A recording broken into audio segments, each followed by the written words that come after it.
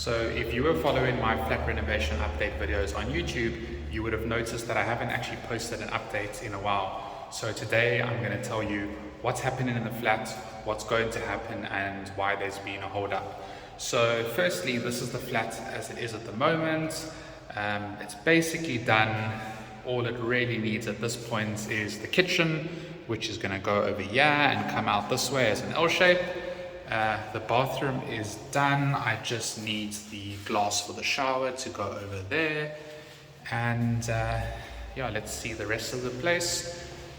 The bedroom is basically done, but obviously it just needs all the cupboards over here and whatever I'm going to do on this side. And this is the rest of the place. So that's what's going to happen.